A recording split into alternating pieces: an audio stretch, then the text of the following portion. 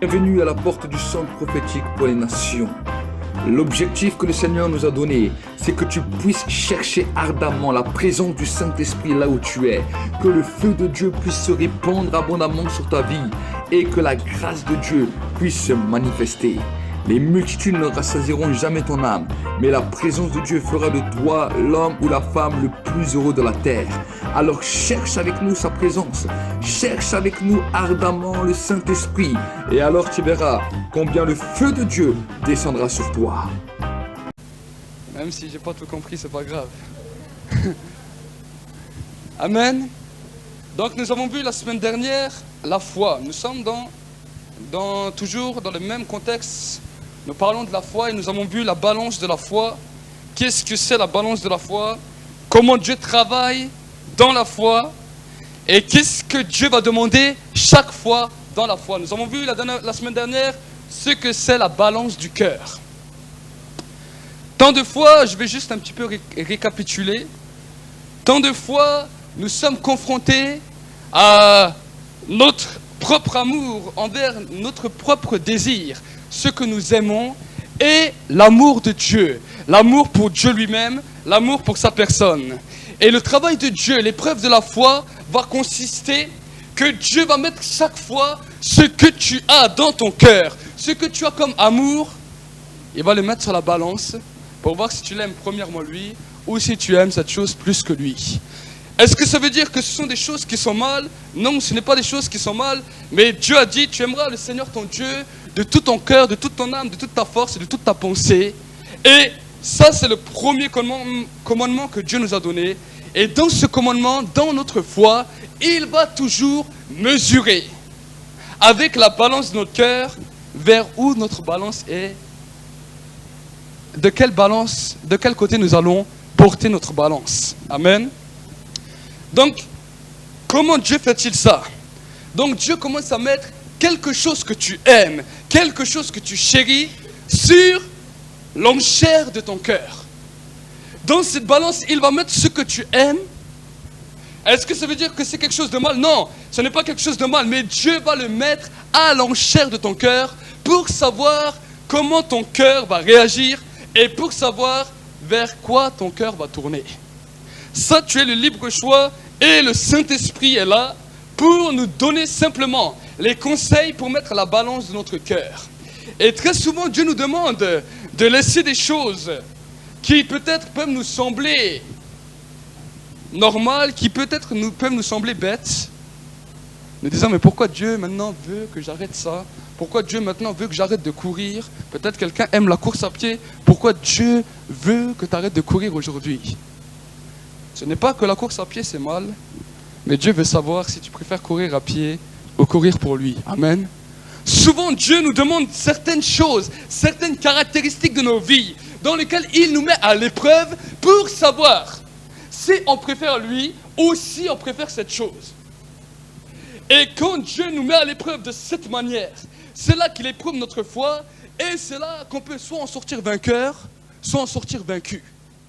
Chaque fois qu'on met mal la balance de notre cœur et qu'on n'est pas d'accord avec ce que Dieu veut faire, alors à ce moment-là, on peut sortir vaincu.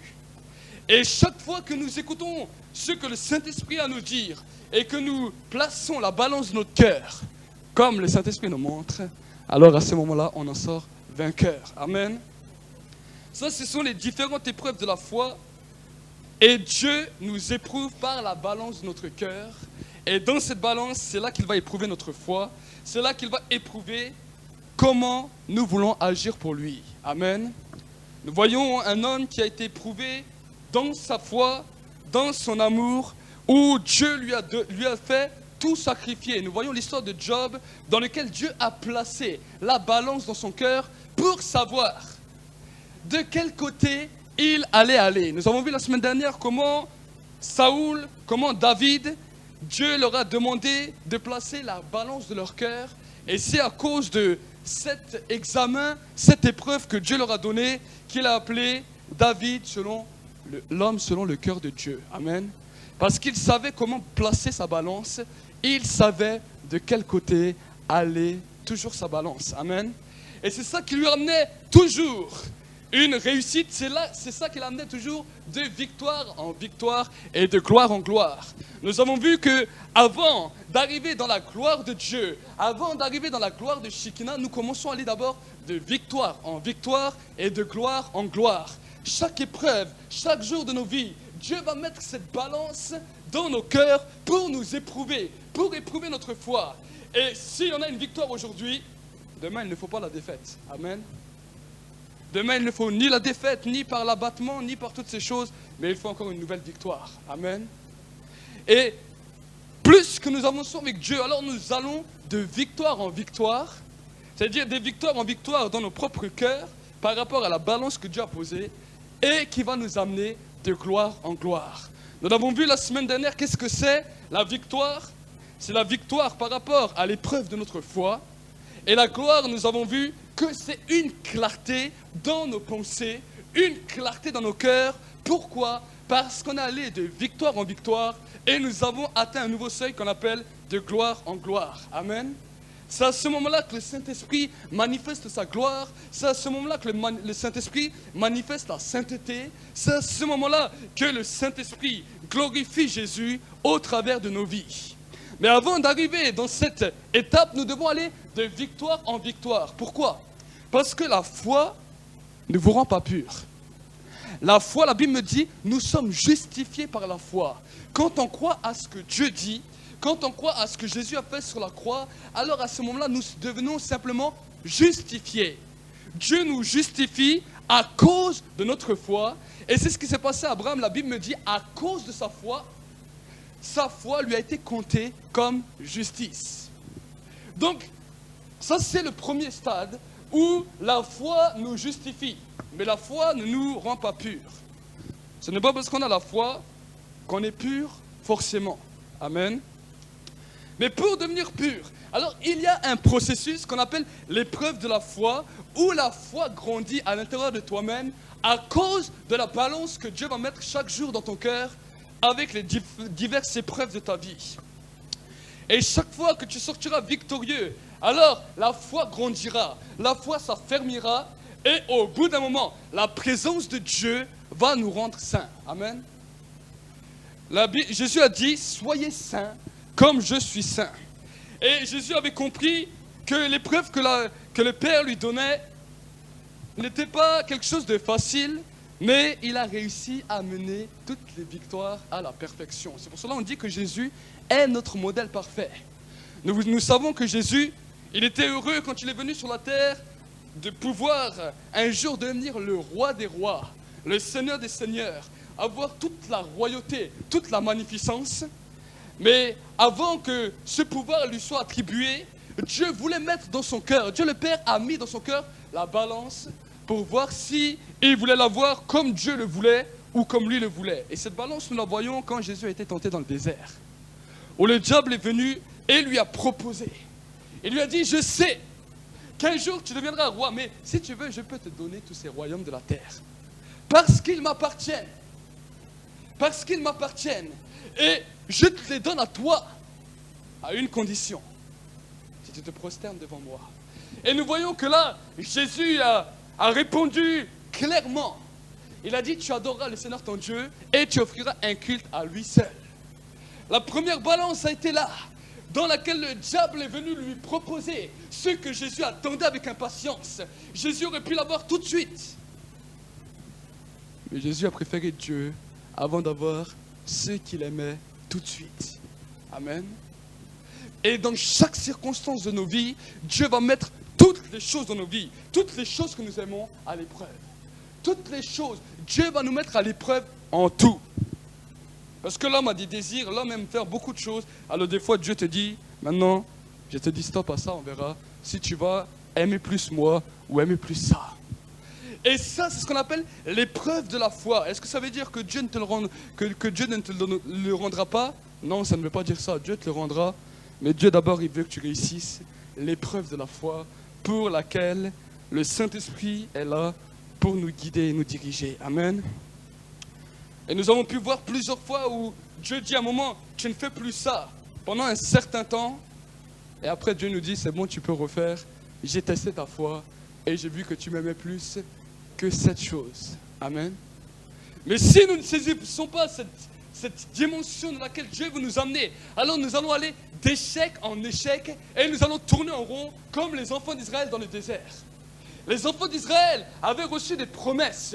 Les enfants d'Israël avaient reçu beaucoup de choses de la part de Dieu. Mais leur problème, c'est qu'ils voulaient les choses que Dieu voulait leur donner avant Dieu.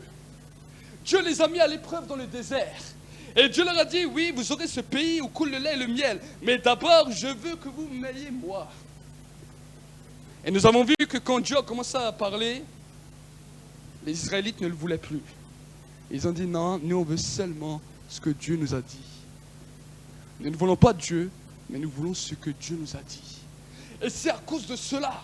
Ils voulaient rendre tellement ce que Dieu leur avait dit, que nous voyons qu'ils sont restés dans le désert et ils sont morts dans le désert.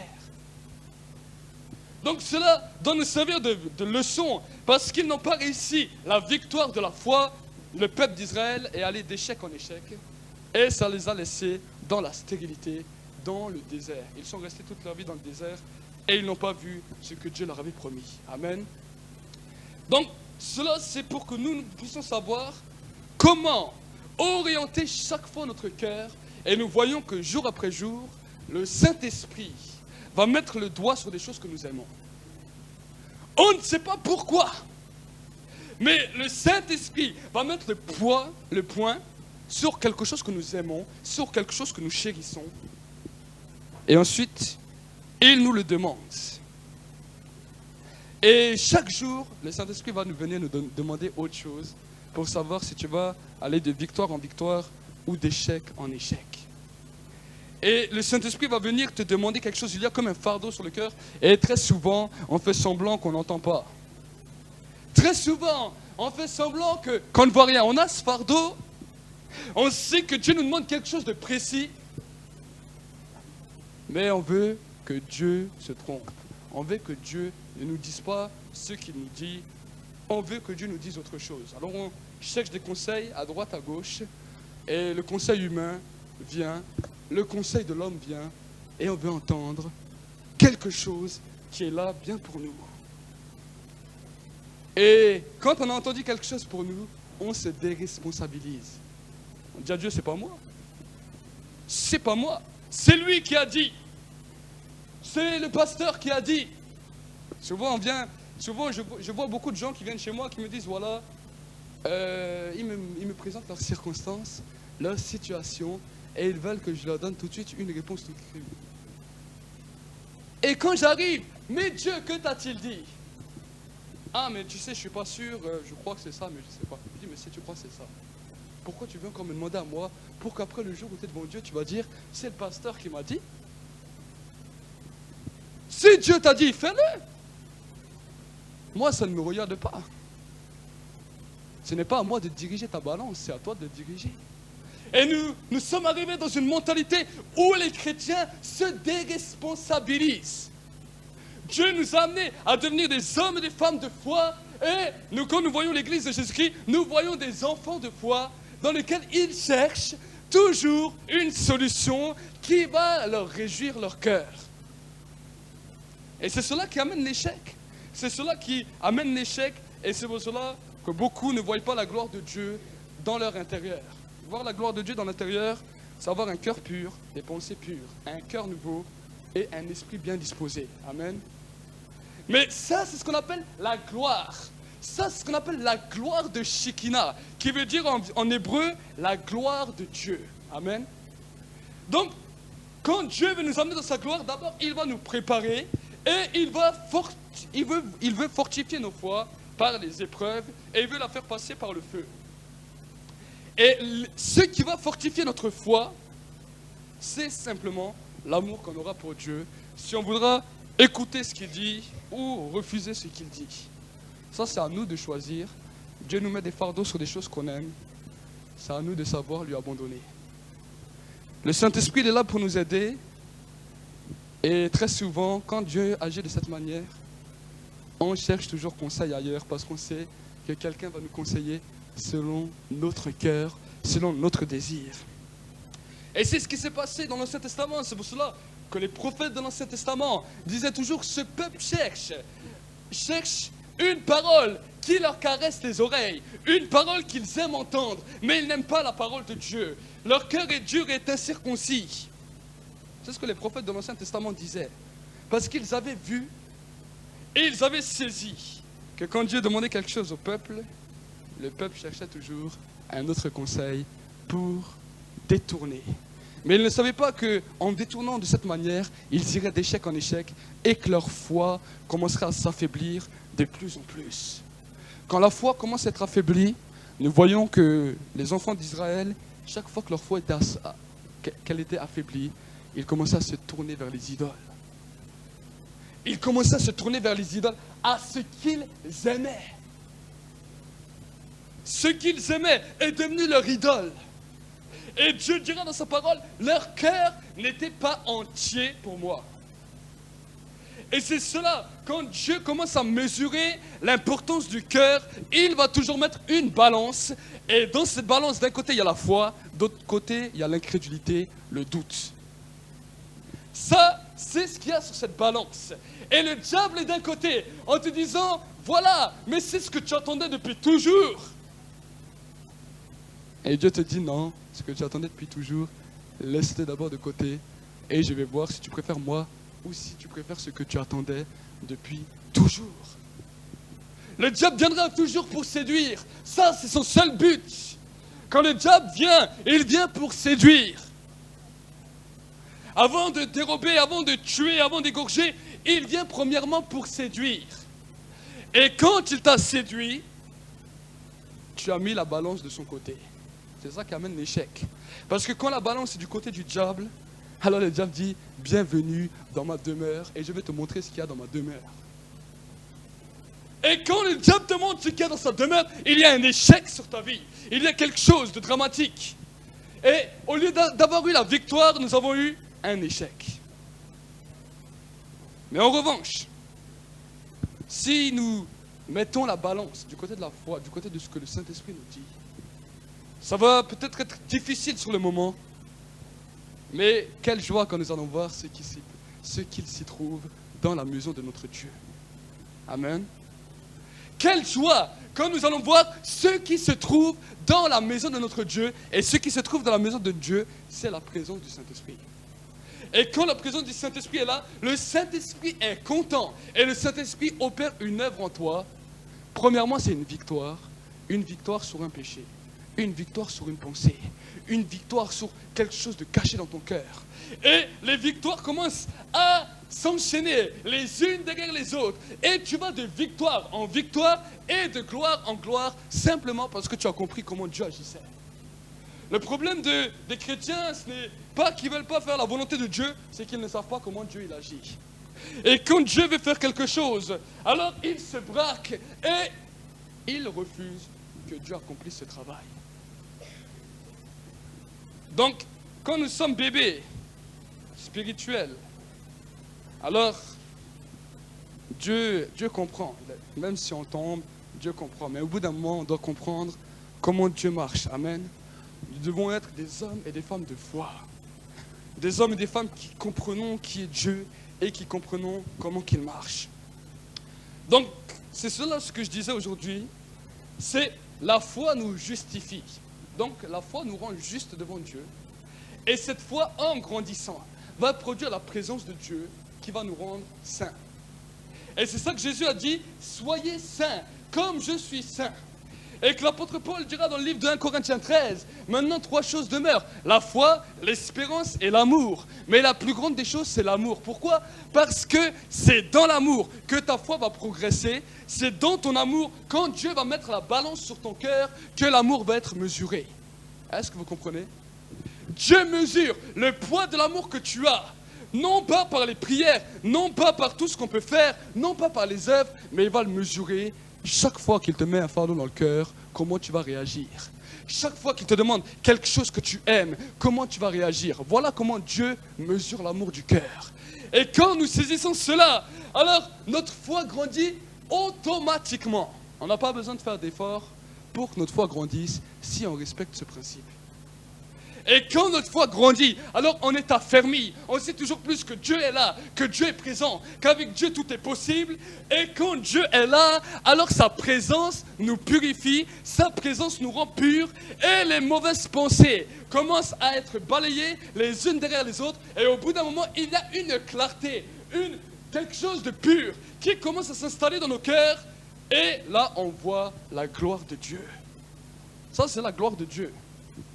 Très souvent, on cherche la gloire de Dieu dans tout, mais la gloire de Dieu se trouve dans la sainteté de Dieu. Dans sa sainteté qu'il a partagée à l'homme, dans sa sainteté qu'il a communiquée à l'homme. Nous allons lire le livre de Ésaïe, Ésaïe 41, verset 1er.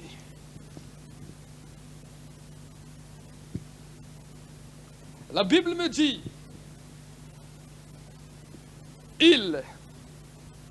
faites silence pour m'écouter, que les peuples renouvellent leur force, qu'ils avancent et qu'ils parlent.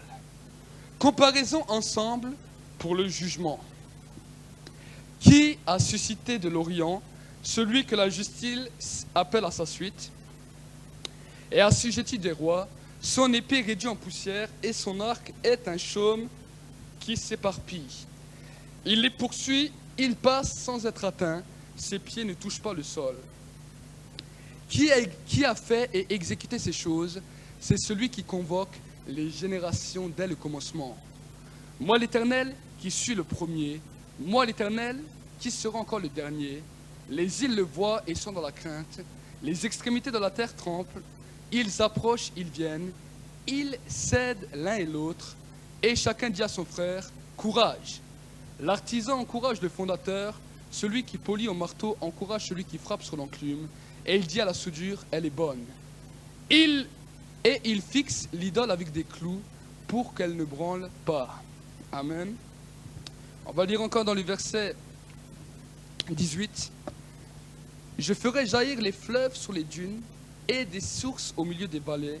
Je changerai le désert en étang et la terre aride en courant d'eau. Je mettrai dans les déserts le cèdre, l'acacia, le myrte et l'olivier.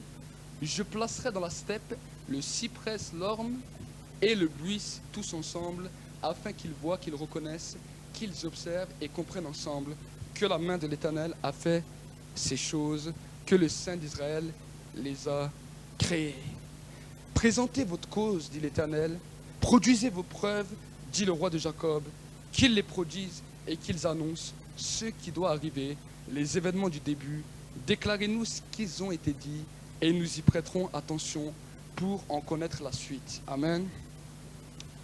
Dans ce livre d'Ésaïe, Dieu veut nous amener dans une dimension dans laquelle nous devons savoir que tout ce que Dieu nous demande, que ce soit des choses qu'on aime, que ce soit des choses bien, la Bible me dit c'est lui qui les a créées.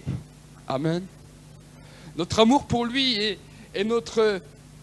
ce temps où nous lui cédons ce qu'il nous demande doit se trouver parce que nous savons que c'est lui qui a créé toutes ces choses. Amen. Très souvent, nous voyons quand Dieu nous demande quelque chose, Seigneur, pourquoi tu me demandes encore ça? Pourquoi nous parlons de cette manière? Parce que nous ciblons mal les choses. On n'a pas compris que ce que Dieu nous demandait, c'est lui qui les a créés et c'est à lui que ça appartient. Amen. Dans cette terre, tout appartient à lui. Même si pendant un temps, ça t'appartient à toi. Dieu veut simplement voir si tu lui donnes ce qui lui est dû. Amen. Quand Dieu nous demande des choses, ce n'est pas pour notre mal, mais il demande souvent, et il nous demande toujours, pour voir si tu lui donnes ce qui lui est dû. Et quand il nous met des fardeaux, il va demander encore une fois ce qui lui est dû. Il a dit, c'est à moi, est-ce que tu me le donnes? Hein, c'est comme avec les petits-enfants, quand les petits-enfants ils sont là, ils ont des jouets, c'est nous qu'on leur a acheté, nous sommes les parents, on a acheté ces jouets. Hein? Et on dit au petit-enfant, est-ce que tu me donnes ton jouet? Et on voit le petit, non. Pourquoi? Parce que le petit-enfant n'a pas compris que c'est toi qui lui as donné, c'est toi qui lui as payé, mais qu'en vrai ça lui appartient, tu vas lui rendre après. Tu voulais simplement voir s'il te le donnait. Et on voit toujours les petits enfants. Parce qu'ils ne comprennent pas. Eux, ils croient que tu vas lui voler, et ils croient que tu vas lui arracher, et que tu vas jamais lui rendre. Ça, c'est le petit enfant qui comprend ça. Mais quand quelqu'un est plus adulte, alors tu lui demandes, et là, il comprend, il dit, bon, il va me le rendre. Hein. Il va pas le jeter, il va me le rendre. C'est ça ce qui différencie l'homme de l'enfant. Est-ce que vous comprenez? Et très souvent, quand l'apôtre Paul dira que des enfants de Dieu étaient des enfants, c'est cette image qu'il voulait comparer. Parce que quand Dieu leur demande quelque chose, non. Ils sont comme l'enfant, ils n'ont pas compris que tout appartient à Dieu et que c'est lui qui est le premier et le dernier. Et c'est pour cela que l'apôtre Paul illustrait la différence entre un homme et un enfant. Parce que l'homme comprenait, mais l'enfant il ne comprend pas. Quand tu lui dis, donne-moi ton jouet, quand je vois des fois le petit Manassé, donne-moi ton jouet, il le tient comme ça. Il fait et il part. Il ne veut pas. Pourquoi? Parce qu'il croit que tu ne vas jamais lui rendre. Et si tu lui prends, il crie. Il dit, il commence à pleurer. Et très souvent, nous pouvons être comme ces enfants. Nous pouvons pleurer parce que nous ne comprenons pas ce que Dieu nous demande. Et nous ne saisissons pas que tout lui appartient et qu'il peut nous le rendre. Et c'est ça qui va démontrer l'amour qu'on a pour Dieu et l'amour qu'on a pour les choses de Dieu, pour les choses que Dieu nous donne. Est-ce que vous comprenez? Tout dans cette terre appartient à Dieu. Tout ce que tu peux avoir appartient à Dieu.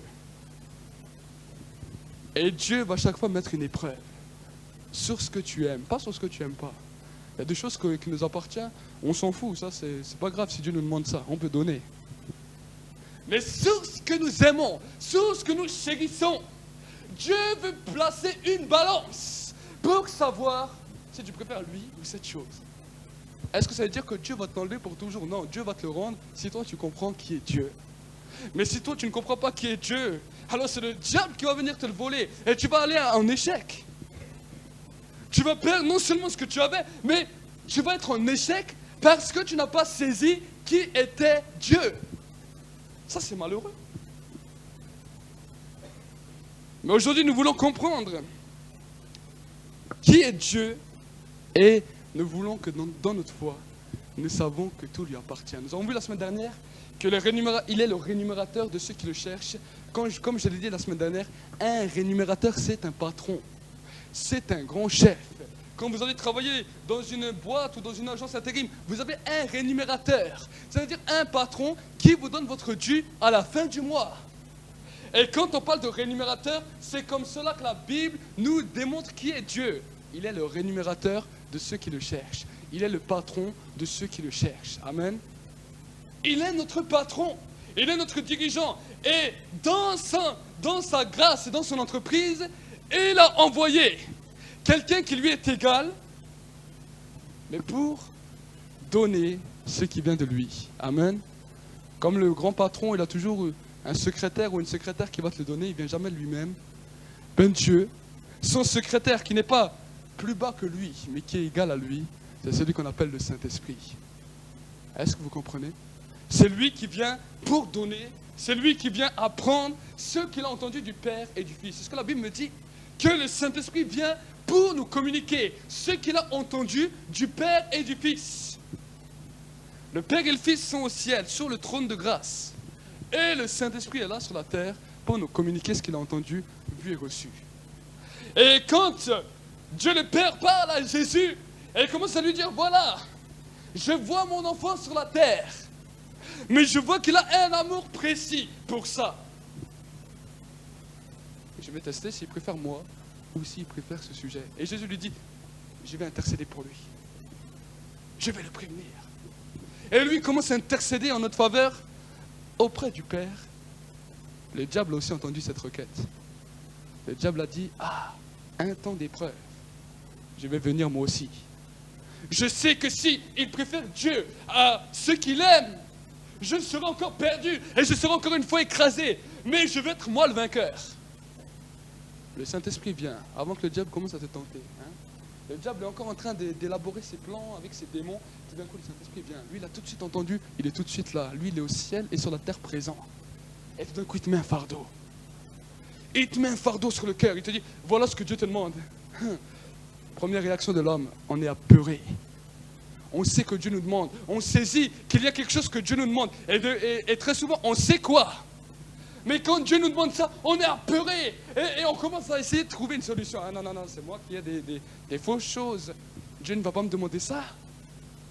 Non, non, non, Dieu ne va pas me demander ça. C'est beaucoup, c'est trop. Et là, on commence à essayer de chercher une solution. Et là, tout d'un coup, il y a le diable qui commence à débarquer. Le diable commence à venir. Et le diable commence à séduire. Ça, c'est sa première ruse. Il séduit. Il amène quelque chose. Il te dit, mais non, c'est quelque chose que tu es. Ah, cette voix, tout d'un coup, on commence à l'apprécier. Avant que tu venais avec l'impureté, en disant, au nom de Jésus, parle, le diable partait. Mais quand le diable vient avec une séduction, on dit, mais il n'a pas l'air si méchant que ça. Ça se fait inconsciemment. Il n'a pas l'air si méchant que ça. Et c'est de cette manière qu'il a séduit Ève. Il est venu chez Ève. Adam a dû lui dire qu'il faut faire attention à Satan, il a été chassé du ciel. N'écoute jamais cet individu. Et Ève a commencé à regarder ce qui était interdit. Quelque chose qui semblait qu'elle aimait. Et tout d'un coup, le diable est venu. Et à ce moment-là, quand le diable a commencé à parler, au lieu que Ève lui dise « Arrière de moi, Satan », elle dit « Mais il n'a pas l'air si méchant que ça. » Vous vous imaginez, devant un serpent qui peut te manger tout cru. Quand vous êtes devant un gros serpent, un anaconda ou je ne sais pas comment, il est devant toi et tout d'un coup tu dis, mais il n'est pas si mauvais ce serpent, je vais quand même l'écouter. Et que lui, dès qu'il a une occasion, il se met autour de toi, il t'écrase et il te mange. Vous imaginez l'image. Et Ève était là, mais il n'a pas l'air si méchant, je ne pense pas que c'était un serpent comme ça. Je ne pense pas que le diable a pris comme image un petit serpent ou un ver de terre. Il a dû prendre le plus gros, le plus costaud. Et Ève, elle était devant, mais il n'a pas l'air si méchant. Est-ce que vous comprenez? Souvent, on compare une petite vipère ou un petit orvin, on dit, ah, ça c'est le diable, comment il a apparu. Voilà, il a dû venir avec le plus gros des serpents. Un serpent qui pouvait déchiqueter Ève comme ça. Et Ève, ah, mais il n'a pas l'air si méchant, on va continuer à discuter avec lui. Allez, continue, qu'est-ce que tu me proposes? Et très souvent, spirituellement, c'est ce qui se produit. Alors que Dieu nous demande quelque chose, la voix du séducteur vient. Et là, on ne voit plus le diable si méchant qu'il est. On ne voit plus si méchant, parce que ça nous plaît. On dit, enfin, on a trouvé quelqu'un de notre côté. On a trouvé quelqu'un qui voit comme je vois, qui sait comme je sais. Quelqu'un qui va me comprendre. Mais c'est là qu'on se trompe, parce que c'est le diable. Est-ce que vous saisissez? Et lui, il va commencer à faire son jeu, jusqu'à que tu acceptes. Ça peut prendre 1 jour, 2 jours, 3 jours, 1 mois, 2 mois. Ça dépend de ce que Dieu te demande. Et là, il y a un combat. À chaque fois, il y a un combat. Et c'est pour cela, Jésus a dit, si aujourd'hui tu entends ma voix, n'endurcis pas ton cœur. Dans cette balance, il peut y avoir un endurcissement, ou il peut y avoir un moment où on ouvre notre cœur à Dieu. Est-ce que vous comprenez? Mais nous ne devons pas ouvrir nos cœurs quand nous avons été dans l'échec. Il est vrai que quand nous avons été dans l'échec, il est bien d'ouvrir nos cœurs. Mais la Bible me dit dans le livre de l'Apocalypse, souviens-toi là où tu es tombé et repratique tes premières œuvres. Amen. Il a dit, souviens-toi là où tu es tombé et repratique tes premières œuvres. C'est-à-dire que là où tu es tombé, ok, d'accord, tu es tombé, tu as rouvert ton cœur à Dieu. Mais sache que demain, Dieu va remettre la balance dans ton cœur. Dieu va remettre cette balance dans ton cœur pour savoir de quel amour l'aimes-tu vraiment. C'est comme cela que Dieu mesure nos cœurs. Et dans chaque circonstance, le Père et le Fils qui sont au ciel sont en train de discuter ensemble. Et Dieu le Père qui connaît tout, qui voit tout, qui sait tout. Il sait ce que tu aimes, il sait ce que tu chéris. Des fois, on ne le remarque même pas. On aime tellement certaines choses qu'on ne le remarque même pas. Et quand Dieu il nous met un fardeau, là on voit qu'on y est attaché. Est-ce que vous saisissez? Et Dieu va agir toujours de cette manière, en sondant les cœurs. En sondant les cœurs.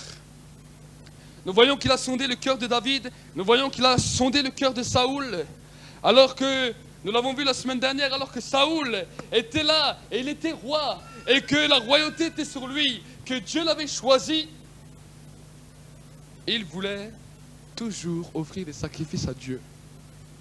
Il voulait toujours offrir des sacrifices à Dieu. Ça lui plaisait. Il a dit, moi, ce que j'aime, c'est offrir des sacrifices à Dieu. Et un jour, Dieu a voulu sonder son cœur. Il a dit par la bouche du prophète Samuel, écoute bien, tu vas aller en guerre contre les Amaleks. Mais tu vas rapporter aucune bête. Tu vas rapporter rien du tout. Tu extermines tout. Je vous toi l'interdit. Les bêtes. Je vais exterminer les bêtes. Je vais exterminer les femmes. Je vais exterminer les hommes, les enfants, tout. Parce que tout est voué à l'interdit. Le cœur de Saoul a commencé à se battre.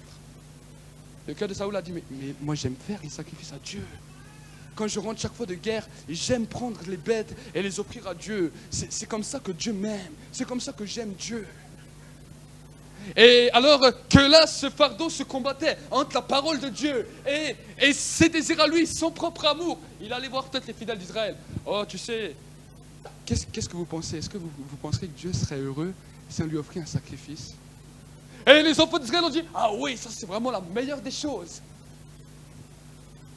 Il a tué les hommes et il a ramené toutes les bêtes. Samuel est venu, il a dit, pourquoi as-tu fait ce que Dieu t'a interdit de faire? Il a dit, oh mais tu sais, le peuple a dit, c'est mieux, on va sacrifier toutes ces bêtes à Dieu et Dieu va nous aimer. À cause de son amour pour les sacrifices, ça lui a fait tout perdre. Première fois, Dieu l'a testé pour les sacrifices. Il avait échoué. Deuxième fois, alors qu'ils étaient près du campement des Philistins, où ils attendaient que le sacrifice devait être fait à Dieu par le prophète Samuel, pour que la victoire est là. Saoul, au bout d'un moment, il voit que tout le monde prend en fuite, tout le monde a peur parce que le sacrifice n'a pas été fait. Il voit que Samuel n'est pas là, il fait lui-même le sacrifice. Il dit, maintenant c'est encore un moment où je peux refaire un sacrifice à Dieu, Dieu va m'aimer. Et il refait ce sacrifice. Et là, Samuel vient. Quand il a fini ce sacrifice, il dit, maintenant tu as encore péché. Le Seigneur te rejette. Parce que tu as préféré lui faire des sacrifices que de l'aimer réellement. Le psalmiste David a dit, Dieu n'agrée aucun sacrifice, Dieu n'agrée aucun holocauste. Si ça serait le cas, il l'aurait fait. Il a dit, mais ce que Dieu veut, c'est un esprit brisé, un cœur brisé et un cœur contrit. C'est écrit dans le livre des psaumes. David avait compris, alors que devant toute sa vie, peut-être qu'il est vrai qu'il a fait des erreurs, mais chaque fois que Dieu lui mettait la balance dans son cœur, il savait comment aimer Dieu, et il savait tout de suite donner à Dieu ce qui lui était dû. Il avait compris que tout appartenait à Dieu. Et c'est à cause simplement de cette attitude que David a été appelé l'homme selon le cœur de Dieu. L'homme selon le cœur de Dieu. Dieu a agréé ça. Oh, il est vrai qu'il n'était pas toujours parfait, mais ce que Dieu a agréé chez David, c'est que son amour envers et contre tout était toujours sur Dieu. Et quand Dieu lui demandait quelque chose, il n'attendait pas 10 ans pour le faire. Est-ce que vous comprenez? Quand Dieu lui demandait quelque chose, David ne cherchait pas conseil humain, non. Quand Dieu lui demandait quelque chose, tout de suite il le donnait. Abraham, quand Dieu lui a demandé son fils, quelque chose qui lui était cher, il a dit, tu vas sacrifier ton fils.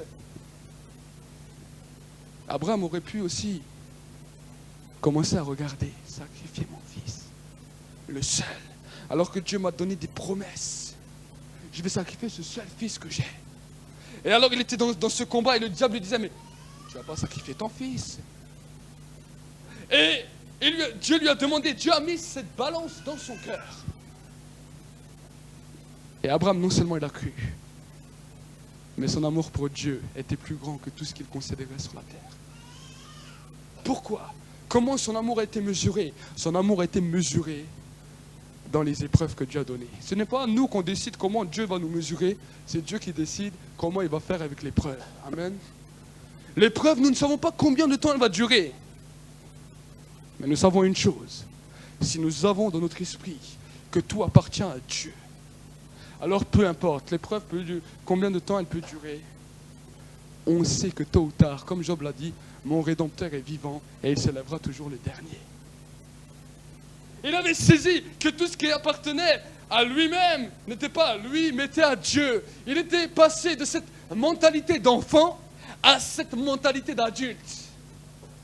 avoir une mentalité d'adulte devant Dieu, être un homme, une femme de foi, être un homme, une femme spirituelle. Ce n'est pas quand on fait beaucoup d'œuvres, non, c'est le jour où on apprend que tout appartient à Dieu. Et qu'on peut dire, comme Job a dit, l'Éternel a donné, l'Éternel a repris, que le nom de l'Éternel soit béni. Que nous puissions avoir cette attitude où, comme David, on peut dire, l'Éternel ne prend n'agrée aucun sacrifice, aucun holocauste, mais ce que Dieu agrée, c'est un esprit brisé, un cœur brisé et un cœur contrit. Ça, c'est ce que Dieu, il agrée. Pourquoi ? Parce que quand Dieu va nous demander quelque chose, alors notre cœur, qui était affectionné pour les choses de cette terre, pour les choses que nous chérissions à l'intérieur de nous-mêmes, devient déchiré parce qu'on a dit, Seigneur, pas ma volonté, mais ta volonté. Pas en disant à Dieu, oui Seigneur, non, c'est ta volonté qui règne seulement sur ma vie.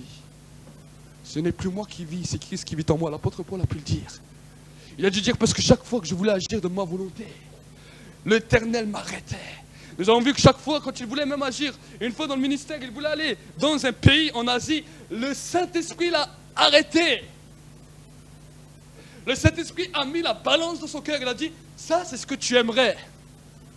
Parce que tu sais que déjà là-bas, ils ont des cultures assez spéciales que tout le monde a peur d'eux. Hein? Les Asiatiques, c'est pas d'aujourd'hui. Et l'apôtre Paul a dit, ça c'est un défi pour moi. Ça c'est un défi pour moi. Les autres ne vont pas là aller, moi je vais aller en Asie. Et là le Saint-Esprit l'a repris. Il a dit, non, je sais que tu aimes faire ça.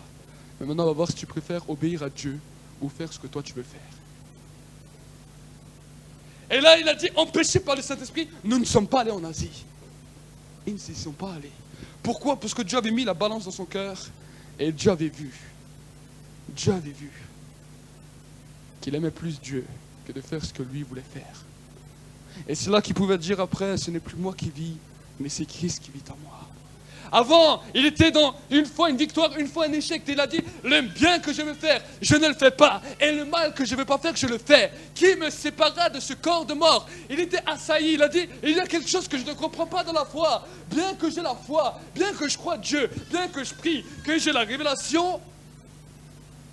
Des fois ça marche, des fois ça ne marche pas. Je suis seulement en train d'aller de victoire en victoire. Je n'ai pas encore saisi la gloire de Dieu.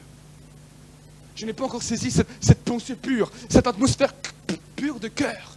Et l'apôtre Paul est en train de batailler quand il était à l'église de Romains. Il ne saisissait pas, il ne comprenait pas. Et il a dû se dire, mais il y a quelque chose que je n'ai pas saisi. Il y a une dimension que je n'ai pas compris. Bien que je prêche, bien qu'on m'appelle, il y a cette dimension de gloire dans laquelle le chrétien ne pêche plus que je n'ai pas saisi. Pourquoi ? Parce qu'il n'avait pas encore compris que Dieu mettait une balance dans son cœur à chaque chose qu'il faisait.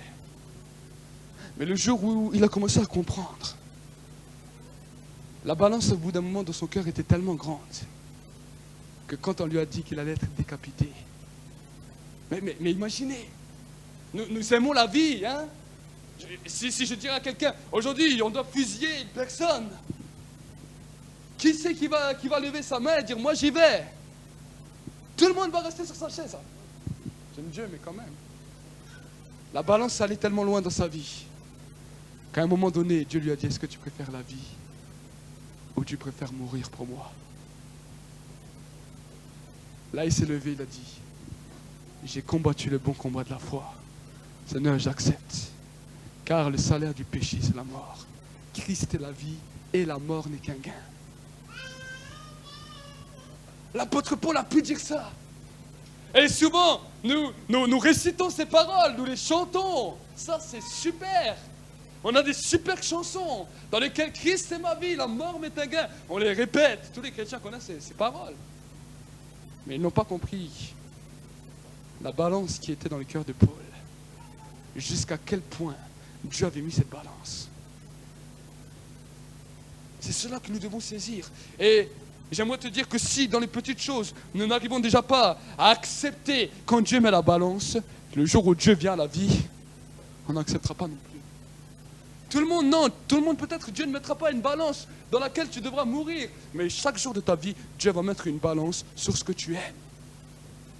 Sur ce que tu aimes.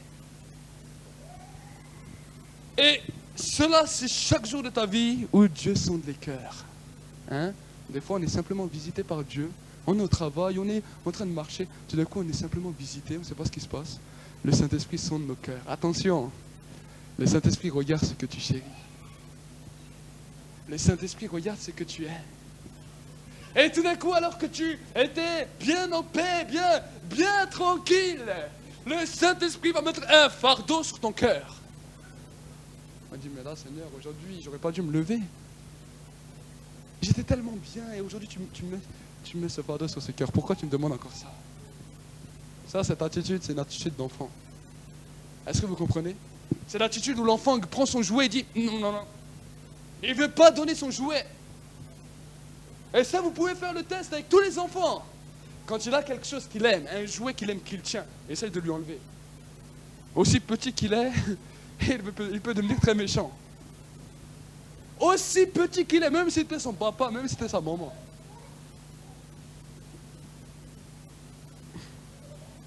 Donc, saisissons quand Dieu veut nous demander quelque chose. Saisissons quand Dieu veut nous demander quelque chose. Ça, c'est quelque chose qui va se passer entre toi et Dieu. On n'est pas seul au moins.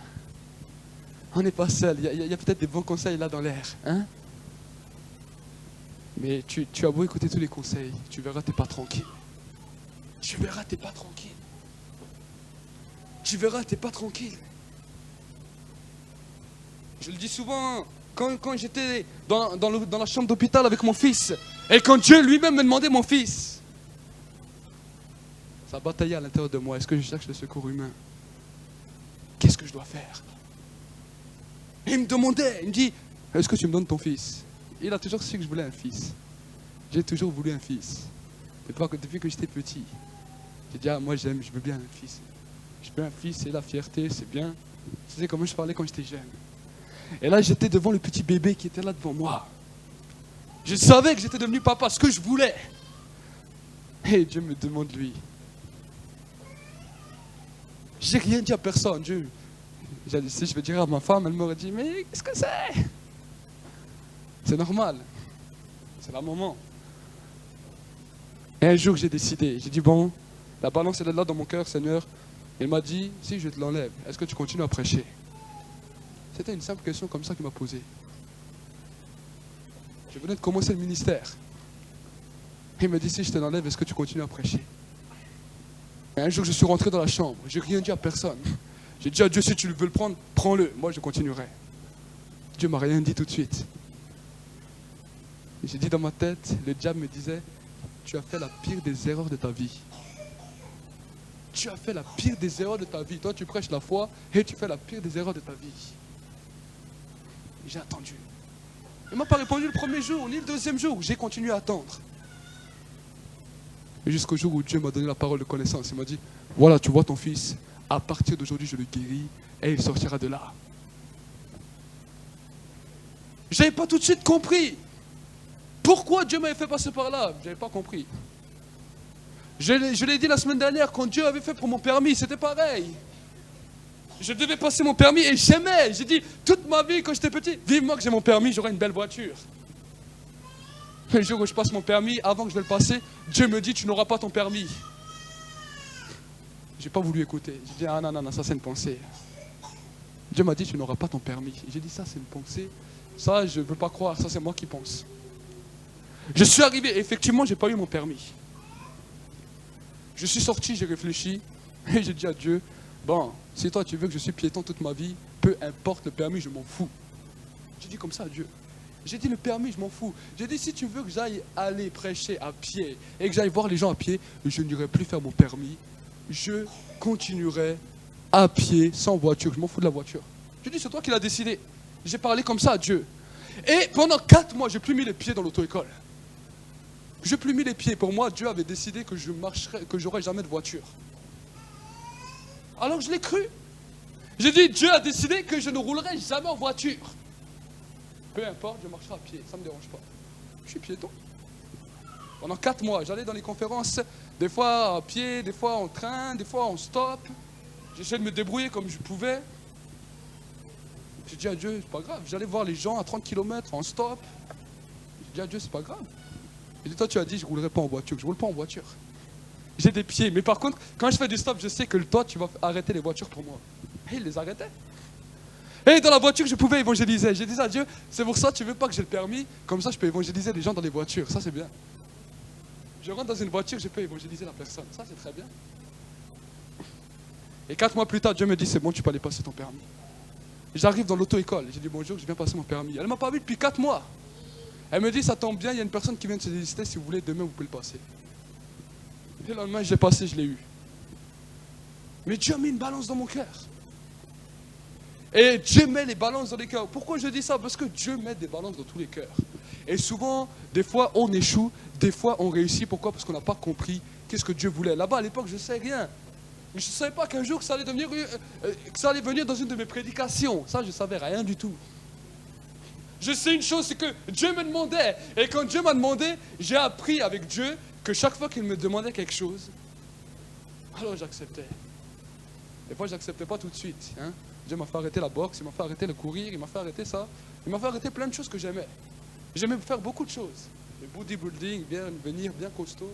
Ouais, moi c'était comme ça avant. Dieu me demande d'arrêter. Et moi je posais la question, mais je sais pas, c'est pas mal ça. Alors des fois je résistais, je continuais. Alors les chrétiens disaient, non mais c'est pas mal de faire du sport.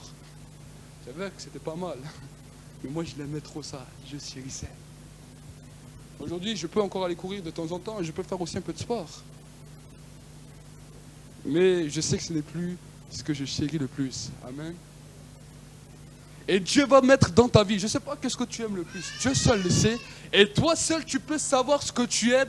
Tu sais quand Dieu te met un fardeau dans le cœur. Je n'ai pas besoin de te dire, voilà, Dieu t'a mis tel et tel fardeau. Ça, toi, tu le sais.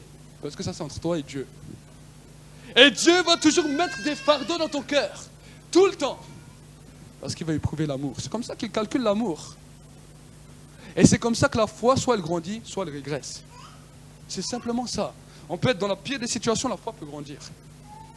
Mais on peut être dans la meilleure des positions humaines, la foi peut régresser simplement parce qu'on est désobéissant. Simplement.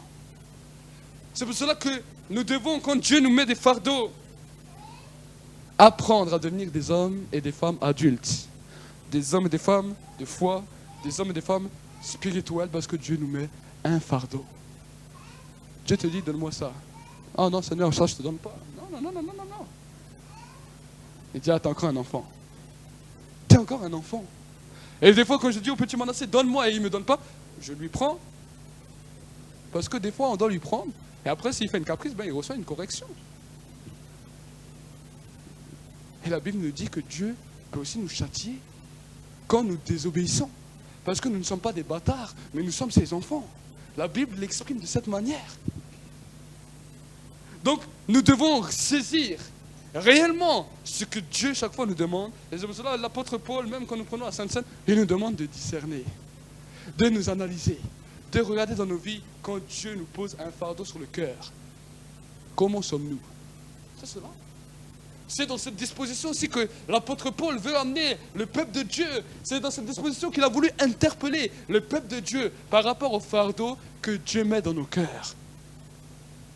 Et quand nous comprenons cette directive de Dieu, alors ensuite, on n'a plus besoin de dire aux autres, toi, dis-moi, qu'est-ce que tu penses? Maintenant, c'est à toi de choisir. N'essaye pas toujours de responsabiliser les autres, alors des fois, c'est Dieu qui te demande à toi. Dieu veut qu'on soit des hommes et des femmes responsables. Et très souvent, nous voulons agir comme des enfants. Responsabiliser les autres. On dit, on va responsabiliser lui. Si lui nous dit quelque chose et qu'on l'écoute, ben on dira à Dieu, ben c'est lui qui nous a conseillés. Et la Bible me dit, le Saint-Esprit est notre bon conseiller. Amen. Mais oui. Et ensuite, quand tu viendras voir un pasteur ou tu ne viendras pas lui dire, ah pasteur, pour cette situation-là, tu me dis quoi? Parce que tu sauras très bien ce que Dieu t'a demandé. Si Dieu t'a rien demandé, alors continue à chercher sa volonté. Mais si Dieu t'a demandé quelque chose, alors qui suis-je, moi, pour te dire le contraire? Est-ce que vous comprenez? C'est pour cela que j'aime bien quand je prends des fois les gens en entretien de dire, mais Dieu t'a dit quoi? Si Dieu t'a dit ça, c'est très bien. Qu'est-ce que moi je vais te dire de plus? Qu'est-ce que moi je dois te dire de plus? Est-ce que je suis plus que Dieu? Je ne peux rien te dire de plus. Est-ce que vous comprenez? Donc, Dieu va mettre la balance, et ça c'est encore dans une parole de foi, dans une prédication où on parle de la foi, comment être victorieux dans ta foi, comment marcher dans ta foi, et comment grandir dans ta foi vers la gloire. Amen. Comment grandir dans ta foi de victoire en victoire et de gloire en gloire. Et le jour où l'apôtre Paul, il a compris cela. Ah, il était émerveillé. Alors il a écrit, il a dit, Christ en nous, l'espérance de la gloire. Et il a dit, là j'ai compris. Il a dit, jusqu'avant, j'étais inconscient, je ne comprenais rien. J'étais assailli par de mauvaises pensées. J'étais assailli par un mauvais comportement. J'étais assailli par une mauvaise direction de voir les choses. Parce que je n'avais pas compris comment il fallait grandir dans la victoire. J'étais encore un enfant. J'étais encore un enfant. Mais il a dit maintenant, je peux dire, ce n'est plus moi qui vis, mais c'est Christ qui vit en moi. Je suis devenu adulte. Ça c'est une parole où il a pu dire quand il est devenu adulte. Ce n'est plus moi qui vis, c'est Christ qui vit en moi. Pourquoi? Parce que tous mes propres désirs, je suis mort à mes propres désirs. Est-ce que vous comprenez? Mort à mes propres passions, mort à mes propres amours. Et même quand Dieu me demande, est-ce que tu veux mourir pour moi? Est-ce que tu préfères la vie ou la mort? Il a dit, car Christ est ma vie et la mort n'est qu'un gain.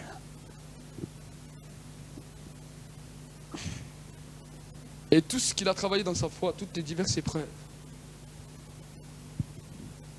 toujours, il avait une balance. Et c'est à cause de cela qu'il a pu beaucoup écrire. C'est à cause de cela qu'il a pu réellement sonder les Écritures comme il les a sondées. Parce qu'il avait compris chaque fois la balance de Dieu. Et Jésus avait compris cela. Jésus, la Bible me dit, il a été le modèle parfait. Et au jardin de Gethsémane, il a su comment régler la balance. Dans le désert, alors qu'il était tenté par le diable, il a su comment mettre la balance. Et dans le jardin de Gethsémane, alors il était seul, où là le Saint-Esprit lui a communiqué un fardeau. Il a dit, est-ce que tu as bien vécu là pendant ces 3 ans? Tu l'as bien vécu là pendant ces 33 ans. Tu as vu c'est quoi les plaisirs de la vie? Tu as vu c'est quoi bien manger, être avec des amis, être heureux? Tu as exercé ton ministère pendant 3 ans. Tu as vu qu'est-ce que c'était être au milieu des foules, que tout le monde t'aimait. Tu as connu tout ça. Maintenant, est-ce que tu veux mourir? Est-ce que tu veux lâcher ça?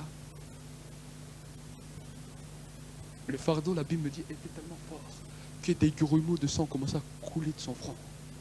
La balance était tellement forte. Et le diable qui disait, mais maintenant que tu avais tout réussi, que tout Israël te connaissait, tu n'avais plus qu'à conquérir le monde et on t'aurait passé un trône. Et maintenant tu veux vraiment mourir?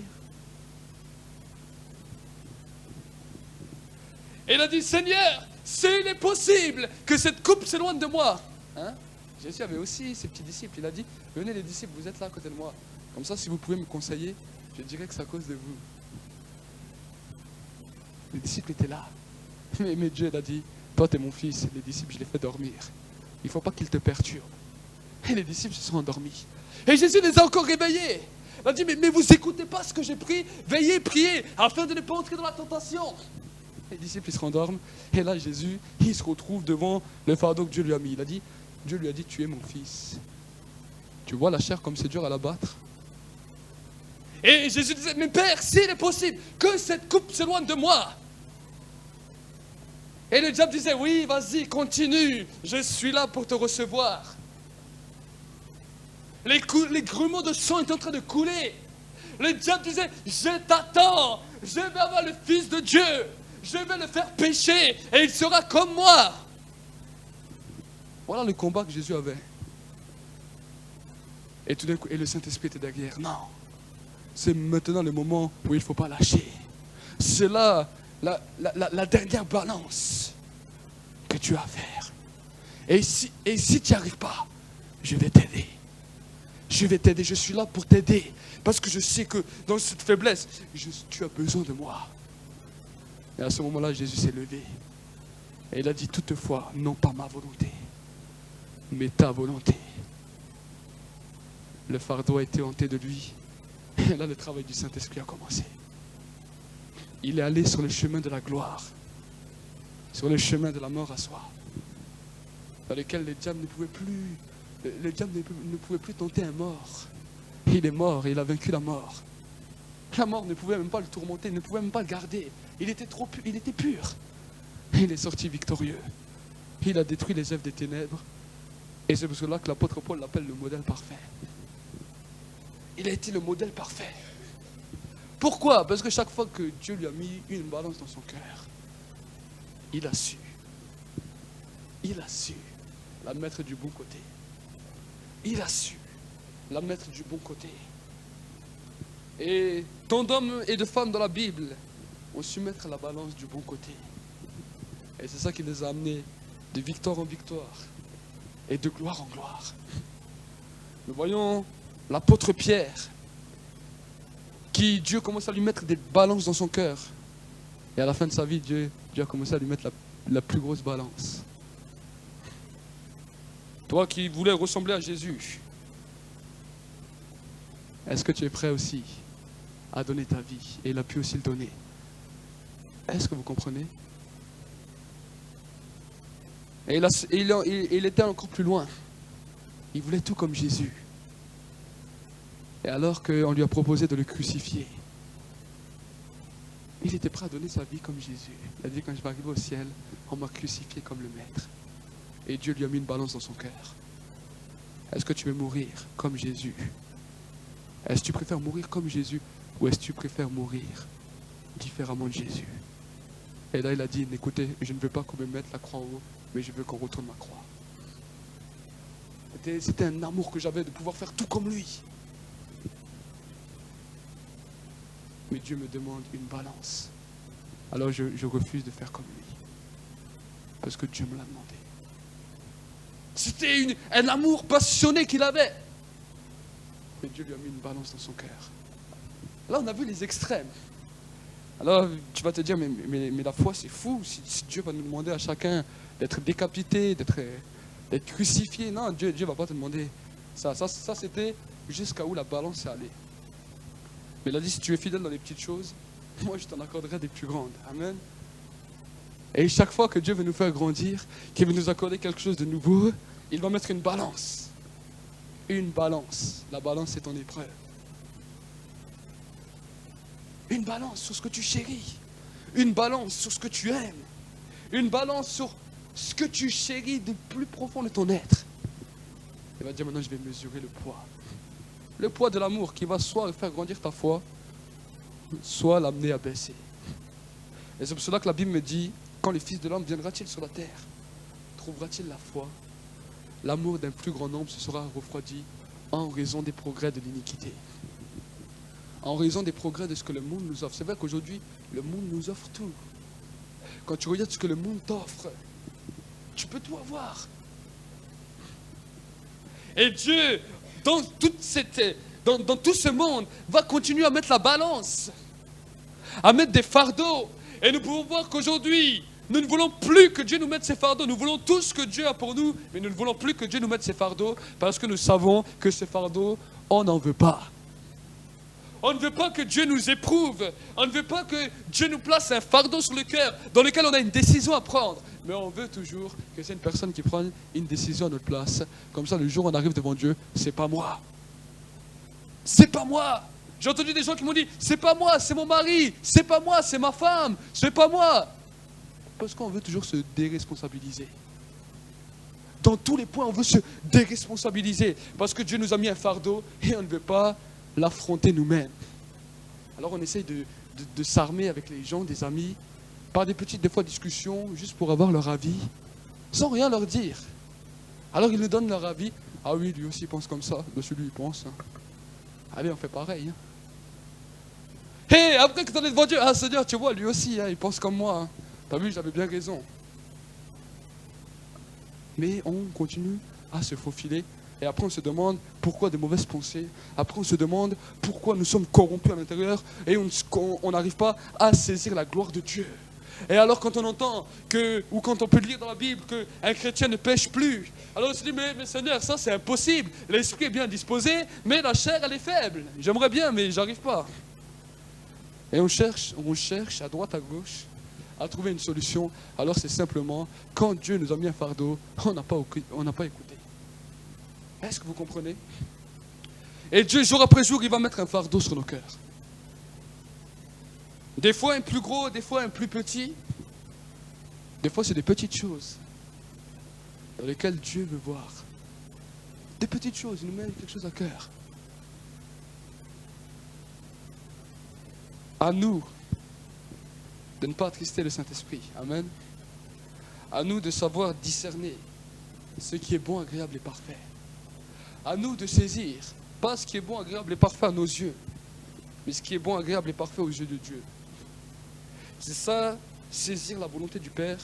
Et c'est ça que Jésus dira, il a dit, ce n'est pas tous ceux qui me disent Seigneur, Seigneur, qui entreront dans le ciel, mais seuls ceux et celles qui font la volonté de Dieu le Père.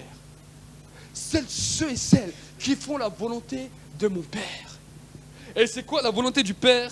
C'est toujours, il va mesurer le poids de l'amour dans le cœur. Il va toujours faire ça. Ça c'est sa mission. Il a une balance et il regarde. De quel côté va cette balance? Des fois c'est moitié-moitié. Mais il a dit, si tu es tiède, je te vomirai. Il a dit, soit tu es chaud, soit tu es froid. Si tu es tiède et tu ne sais pas ce que tu vas faire, je te vomis de ma bouche. Il a vite fait dans la balance. Il a dit, si tu es chaud, alors fonce pour les choses que je te demande. Fonce pour les trucs chauds que je te demande. Mais si tu es froid, alors c'est toi qui as décidé. La balance, elle a deux niveaux, un chaud, un froid, comme ton robinet. Au milieu, c'est pas la peine. Le froid, ça amène la même chose que le milieu. Et très souvent, nos cœurs sont tiraillés de cette manière. Nos cœurs sont tiraillés, à droite, à gauche. Et on essaie toujours de chercher à savoir. Et même si des fois on sait, on essaie de chercher à savoir pour tout faire, pour qu'on arrive à ce que nous on veut. Et quand on est arrivé à ce que nous on veut, on trouve une petite satisfaction. On est quand même satisfait. Le diable te dit, maintenant je vais te montrer ce qu'il y a dans ma maison. Et le péché est là. Est-ce que vous comprenez? Au lieu d'avoir eu la victoire, il y a eu un échec.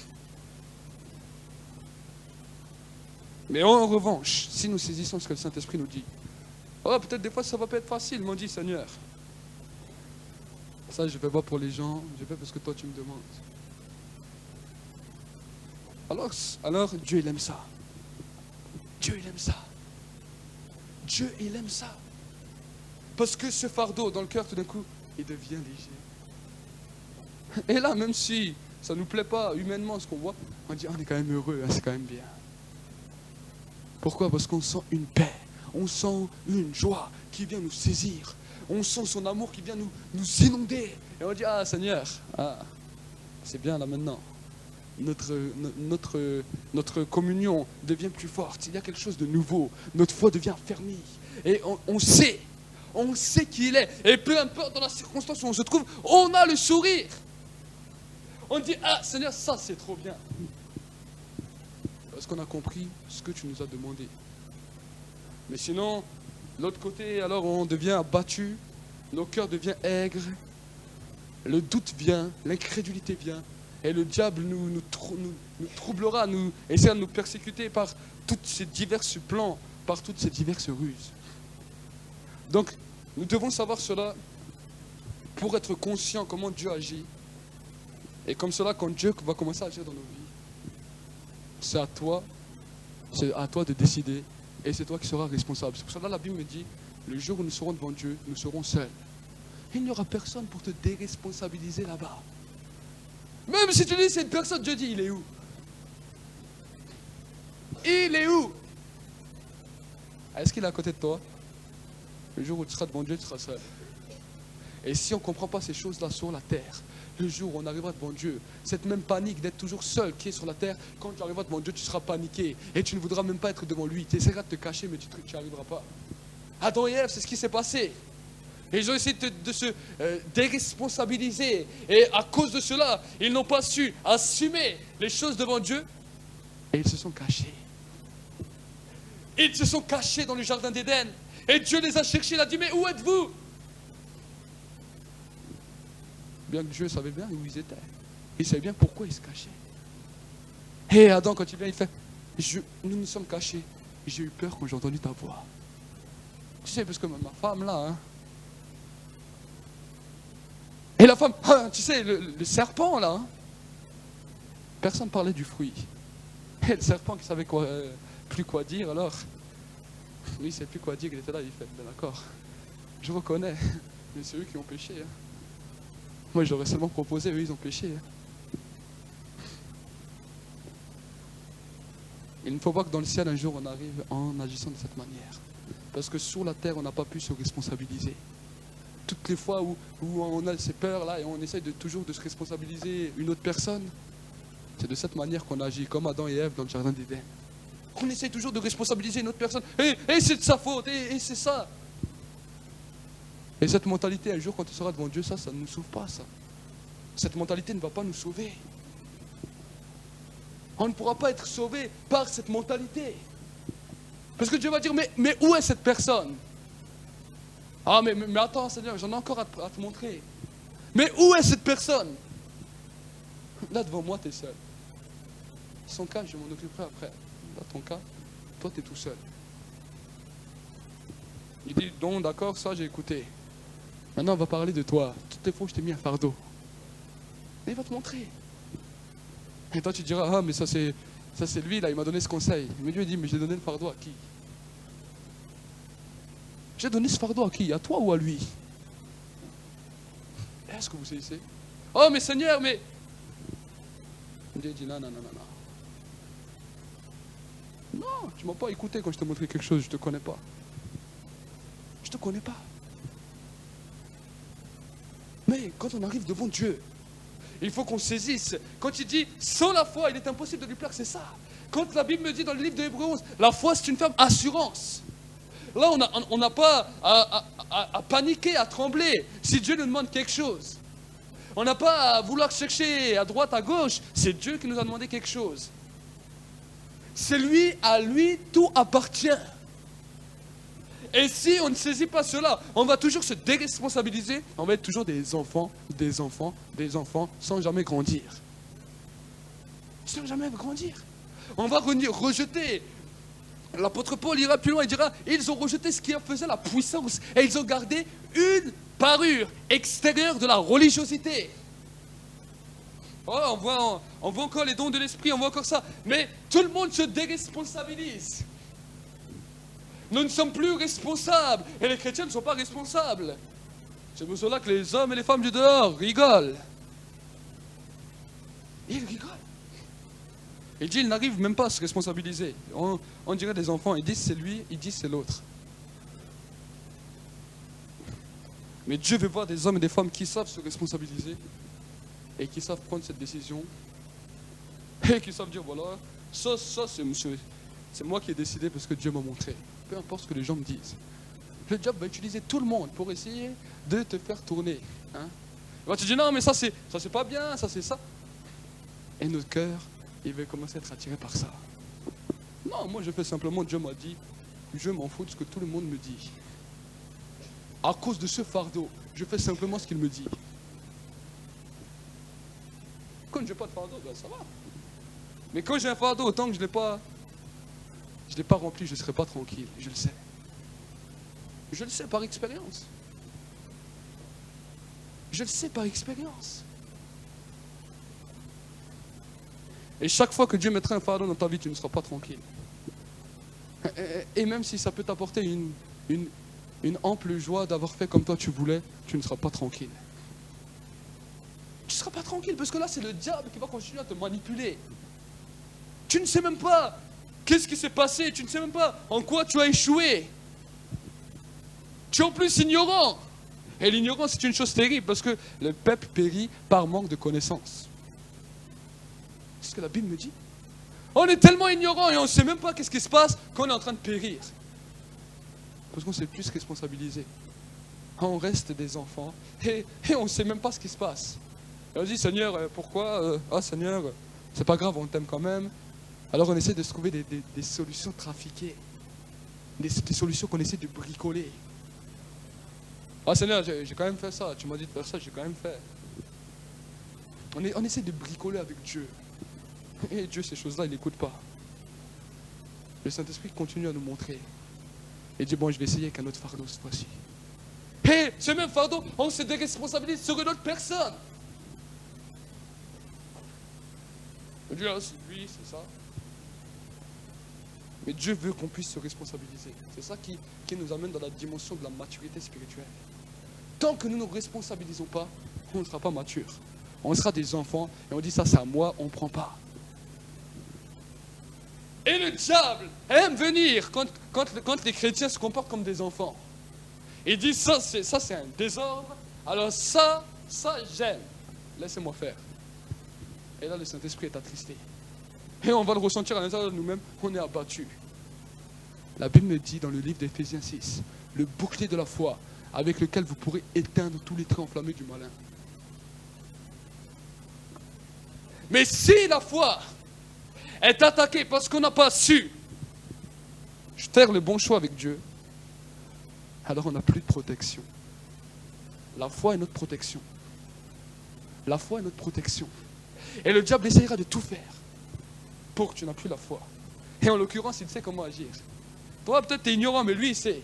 Et il sait que chaque fois que Dieu va te demander quelque chose, et que toi, tu n'acceptes pas, alors ta foi va être attaquée. Et quand ta foi est attaquée, lui t'envoie simplement des flèches dans lesquelles tu es abattu. Dans lesquelles tu es abattu. Et tu es découragé, et tu es déprimé, tu ne sais même pas ce qu'il y a. Tu as tout, tu manges, tu es bien habillé, tu as mangé, tu as tout pour satisfaire la chair, mais tu n'es pas bien, tu es abattu. Tu es abattu. Tu n'es pas bien, tu es découragé. On est dans un pays qui sont, les hommes et les femmes sont tous abattus. Hier encore, on discutait, nous sommes dans un pays où on prend le plus de somnifères, où on prend le plus de calmants, où les gens sont le plus atteints dans la tête par des malaises, par des mal-être alors qu'ils sont en bonne santé. Pourquoi? Parce que nous sommes dans un pays sans foi. Nous sommes dans un pays sans foi. Et à cause de cela, alors, les hommes et les femmes sont abattus. Les hommes et les femmes sont dans des situations qui sont vraiment mal. Mais pourtant, ils ont tout pour vivre, ils ont tout pour être heureux. Mais ils n'ont pas la foi. Et l'apôtre Paul l'a compris, il a dit qu'on m'enlève tout, mais qu'on me laisse la foi. Il avait compris ça.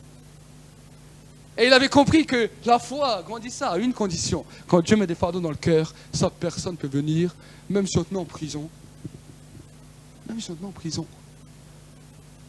Ça, on ne peut pas t'enlever, parce que Dieu va te mettre même des fardeaux dans le cœur en prison. Et tant que tu obéis, eh bien alors c'est toujours joyeux. Et le diable ne peut plus rien faire. Là, il est énervé, là, il est en colère. Là, il est énervé, il est là, il est en colère. Mais si on ne prend pas la bonne décision, le diable ne va pas aller plus loin. Il va simplement nous abattre. Nous lancer des traits enflammés. Et vu qu'on n'a pas de protection, eh bien on est abattu. On est abattu simplement parce qu'on a désobéi. Simplement parce qu'on n'a pas obéi à ce que Dieu nous a dit. Donc, nous devons aujourd'hui saisir. Là, dans le livre de l'Apocalypse, il dira, souviens-toi là où tu es tombé et repratique tes premières œuvres. Quand Dieu te met un fardeau dans le cœur, alors c'est à toi d'obéir. C'est à toi d'obéir. Et ne plus apprendre à se déresponsabiliser. Arriver dans une maturité, c'est devenir responsable. Responsable dans ce que Dieu nous demande. Des fois, ce sont des choses qui ne vont pas être vues. Mais nous sommes responsables parce que nous savons que, Seigneur, tu nous as demandé, j'ai décidé, j'ai fait, parce que je sais que c'est moi qui ai décidé, parce que toi, tu m'avais fait la proposition. Dieu nous fait toujours une proposition. Un fardeau de Dieu, c'est toujours une proposition. Il dit, voilà ce que je te demande. Est-ce que tu me donnes? Est-ce que tu me donnes pas? Il tend simplement la main. C'est ça qu'on appelle Dieu tend la main. Ça, on entend souvent, Dieu tend la main. Dieu tend la main, ok. Mais il te dit, voilà, donne. Dieu te dit ça. Il te dit, donne. Et tu sais très bien, quand Dieu te dit ça, quand la main de Dieu, quand le doigt de Dieu est pointé comme ça en ta direction, tu sais très bien ce qu'il te demande. Pourquoi? Parce que c'est le Saint-Esprit qui te le révèle. Tu sais très bien, dans ton cœur, tu sais très bien ce que Dieu te demande. Mais c'est là que vient le combat, où le diable arrive tout d'un coup. Ah, mais t'as pas encore donné? Ah, réfléchis encore, t'as raison. Réfléchis encore. Réfléchis. Ou alors tu fais comme je te dis, tu fais un petit peu ça, Comme ça, Dieu est content et tu fais comme ça, toi aussi tu es content. Hein? C'est là où le diable va essayer de venir avec la compromission. Il fait, bon, tu fais à moitié, comme ça Dieu est un peu content. Et toi, un petit peu, comme ça, toi aussi tu es un peu content. T'es mort à moitié. Hein? Donc tu ne tombes pas entièrement dans le péché, mais tu es à moitié pécheur, moitié saint, moitié malsain. Alors le diable essaye. S'il n'arrive pas, tout de suite à te tenter, il va laisser la compromission. Allez, tu veux faire un peu plaisir à Dieu. Alors là, on est un peu plus joyeux. Mais on n'a pas fait comme Dieu voulait. Est-ce que vous comprenez? Donc, ça, réellement, c'est pour que nous puissions saisir. Que nous puissions, premièrement, sortir de l'ignorance. Parce que l'ignorance tue. Arrêtons d'être des hommes et des femmes ignorants, ignorantes, dans lesquels nous nous déresponsabilisons. Mais devenons des hommes et des femmes matures, des hommes et des femmes de foi, qui apprenons à saisir nos responsabilités. Et dans ces responsabilités, il n'y a que nous et Dieu qu'on sait ce qu'on a pris comme responsabilité. On n'a pas besoin de se justifier. On n'a pas besoin de dire oui, ça et ça, non. On sait qu'on a fait la bonne décision. Dieu, on sait qu'il est d'accord avec nous, il nous l'a dit. Je n'ai pas besoin de me justifier. Est-ce que vous comprenez? Ça, c'est comment nous devons marcher avec Dieu. Et si nous comprenons cela, alors nous grandissons dans notre foi et nous allons de victoire en victoire. Et à un moment, ça devient de gloire en gloire. Toujours plus de sainteté en nous. Notre pensée est imprégnée par cette sainteté. Tout notre être, nos cœurs sont remplis de cette sainteté. Nos rêves sont remplis de cette sainteté. Tout notre être commence à respirer cette sainteté. Quand nous sommes avec des hommes et des femmes, ce n'est plus les pensées qui se battent en duel. C'est la sainteté de Dieu qui commence à se manifester. Et ça, c'est ce qui change un homme, c'est ce qui change une femme. Et c'est là que l'homme et la femme ne pêchent plus. Est-ce que vous saisissez? C'est cela que Dieu nous appelle. Pourquoi on ne pêche plus? Parce que quand Dieu nous demande quelque chose, on le fait, c'est simple. C'est pas dur. Quand Dieu nous demande quelque chose, on a accepté. Et c'est ça. C'est ça, grandir avec Dieu.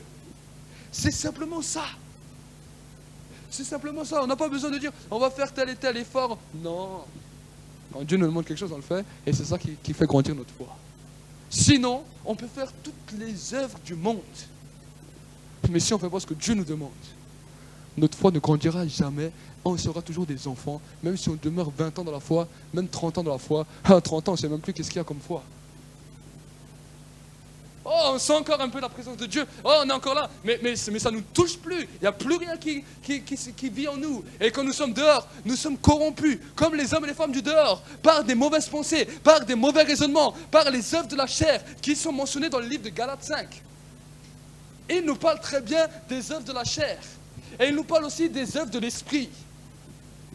Mais en revanche, quand nous grandissons de gloire en gloire, alors les fruits de l'esprit, les fruits de justice commencent à se manifester dans nos vies. La sainteté de Dieu. Et ça se passe à l'intérieur. Ça se passe à l'intérieur. Donc au début, nous allons de victoire en victoire. Victoire sur cette pensée. Victoire sur cette pensée. On a obéi, notre foi grandit. On a une victoire sur cette pensée. Victoire sur ça, victoire sur ça, victoire sur ça. Et au bout d'un moment, quand on a enchaîné toutes les victoires, on commence à voir la gloire de Dieu. C'est simplement ça. C'est simplement ça. Et la gloire de Dieu se manifestera quand tu seras dans sa présence. Dans une joie terrible qui viendra. Tu es là, tu es joyeux et tu ressors joyeux. Tu ne peux pas ressortir triste de la présence de Dieu. Impossible. On ne peut pas sortir triste de la présence de Dieu. Même si tu entres dans la présence de Dieu, où tu n'es pas bien, tu ressors toujours joyeux. Ça c'est normal. Ça c'est ce que la présence de Dieu communique. Une joie dans laquelle peu importe ce qui se passe, tu étais dans la présence de Dieu, tu lui as obéi. La joie de l'Éternel sera notre force. Il a dit cela. La joie de l'Éternel fera notre force. Ça sera une force. Une force qui se manifestera toujours plus, toujours plus, toujours plus. Et les gens verront cette joie. On va dire, mais là, je ne comprends rien. Il est vraiment joyeux. Elle est vraiment joyeuse. Ce n'est pas simplement une image. On voit que c'est vraiment ça. Quel est le secret de ta force? C'est la joie de l'Éternel qui est ma force. c'est la joie de l'Éternel. Pourquoi? Parce que j'ai saisi à ne pas essayer de m'auto-montrer devant Dieu. Hein. On ne s'auto-montre pas devant Dieu. On n'essaie pas de dire à Dieu, regarde comme je suis bon. Ça, c'est impossible. On ne peut pas montrer à Dieu comment on est bon, parce que dans l'homme, il n'y a rien de bon. Il n'y a rien de bon dans l'homme. La Bible me dit, le cœur de l'homme est tortueux, est pécheur par-dessus tout. On ne peut pas montrer à Dieu comment on est bon. Mais en revanche, on peut lui montrer comment on est obéissant. C'est simplement ça, aimer Dieu. C'est simplement ça, être attaché à son amour. Et c'est cet amour qui va faire grandir notre foi. Il dira, l'amour d'un plus grand nombre se sera refroidi. L'amour d'un plus grand nombre se sera refroidi. Et aujourd'hui, nous voulons saisir cela, sortir de l'ignorance, devenir responsable. Si tu as quelque chose à retenir d'aujourd'hui, c'est être responsable quand Dieu met un fardeau sur le cœur et ne pas essayer de chercher à droite, à gauche pour que tu puisses trouver ta propre façon de voir les choses. C'est ça. Parce que le diable va venir. Le diable vient, il viendra te proposer. Il viendra. Il est le tentateur, il est le séducteur. Et quand il n'arrive pas, il te dit, fais à moitié comme ça. À moitié pour Dieu, à moitié pour toi. Hein? À moitié pour Dieu, à moitié pour toi. C'est ce qui est arrivé à Ananias et Saphira. Hein, tu dis à Dieu et tu gardes un peu pour toi. Et la Bible me dit, ils sont tombés morts. Ils sont tombés morts. Ils sont tombés morts. Parce qu'on ne pouvait plus jouer. C'était un temps où on ne pouvait plus jouer. Et c'est le même Dieu qui agit encore aujourd'hui. C'est le même Dieu qui agit encore aujourd'hui.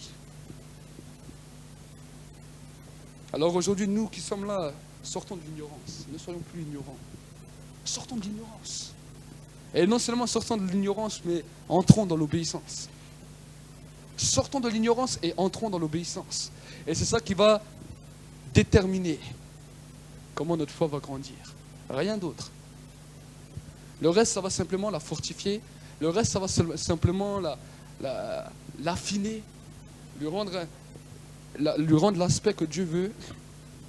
Mais ce qui l'a fait grandir, c'est simplement une obéissance. Une obéissance à quand Dieu nous met des fardeaux sur le cœur. Et ces fardeaux peuvent être des fois petits et des fois plus grands. Ça, c'est lui qui choisit. Là, je ne vais pas te dire que Dieu va te mettre tel et tel fardeau. Non, c'est lui qui choisit. Il va sonder ton cœur, il va savoir ce que tu aimes le plus. Il va savoir. Et chaque jour, tant qu'il ne t'a pas demandé de fardeau, ne cherche pas. Ne dis pas, Dieu me donne un fardeau. Non, ne cherche pas. Tu dis simplement, si j'ai péché, Seigneur, pardonne-moi, rappelle-moi là où je suis tombé. Mais si Dieu n'a pas encore donné de fardeau, ne cherche pas, loue-le, adore-le simplement. Et à un moment donné, Dieu commence à donner un fardeau. Dieu commence à donner un fardeau. Est-ce que tu vas obéir? Est-ce que tu vas refuser? C'est ça qui va faire grandir ta foi. C'est simplement ça. Parce que tu vas savoir mettre la balance de ton cœur au bon endroit. Amen. On va prier.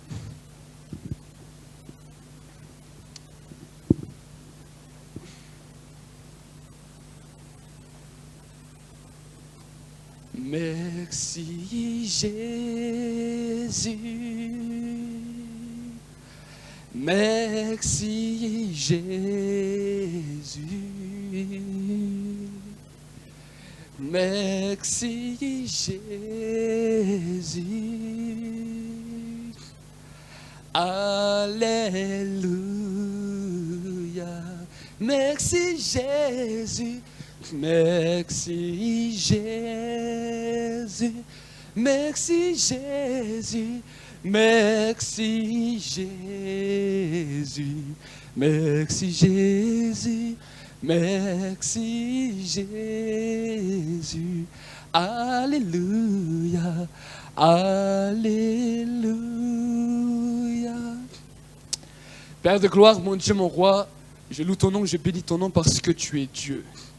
Seigneur, mon Dieu, mon roi, j'ai annoncé ta parole de la manière dont toi tu m'as mis à cœur. Merci que cette parole puisse faire sortir ton peuple de l'ignorance. Que nous puissions sortir de l'ignorance et que nous puissions, Seigneur, saisir ce que tu as pour nous. Que nous puissions marcher dans la manière que toi tu as pour nous. Seigneur, je bénis ton peuple qui sont venus. Pardonne, Seigneur, tout ce temps de l'ignorance. Parce que tu as dit dans ta parole, tu ne tiens pas compte du temps de l'ignorance. Mais que, Seigneur, mon Dieu, mon roi, nous ne puissions plus être ni des enfants spirituels, mais que nous puissions devenir des hommes et des femmes de foi. Des hommes et des femmes, Seigneur, de responsabilité. Qui savent, Seigneur, se responsabiliser face à ce que tu leur as donné. Qui savent prendre une position claire face à ce que toi tu as demandé. Oh Seigneur, mon Dieu, mon roi, je sais que c'est toi qui mets les fardeaux dans le cœur. Je sais que c'est toi qui sondes les cœurs. Et Seigneur, mon Dieu, mon roi, dans les différents temps où tu vas éprouver nos foi, que nous puissions nous souvenir comment agir, que nous puissions nous souvenir comment marcher dans tes voies, marcher dans ton obéissance, qui va faire grandir notre foi et qui va nous approcher toujours plus près de toi, qui va faire grandir notre amour pour toi. Nous te bénissons, Seigneur. Merci que le canal de foi puisse jaillir dans l'Église. Merci, mon Dieu, mon roi, encore pour ton esprit de prière qui est manifesté dans l'Église. Merci, mon Dieu, mon roi, encore pour ta grâce, que c'est toi qui touches les cœurs. Nous te bénissons, nous te rendons grâce. Raccompagne chacun dans leur demeure et que ta paix et ta bénédiction reposent sur chacun d'entre nous. Je t'ai ainsi dit et prié au nom de Jésus-Christ. Amen. Bienvenue à la porte du centre prophétique pour les nations. L'objectif que le Seigneur nous a donné, c'est que tu puisses chercher ardemment la présence du Saint-Esprit là où tu es, que le feu de Dieu puisse se répandre abondamment sur ta vie et que la grâce de Dieu puisse se manifester. Les multitudes ne rassasieront jamais ton âme, mais la présence de Dieu fera de toi l'homme ou la femme le plus heureux de la terre. Alors cherche avec nous sa présence, cherche avec nous ardemment le Saint-Esprit, et alors tu verras combien le feu de Dieu descendra sur toi.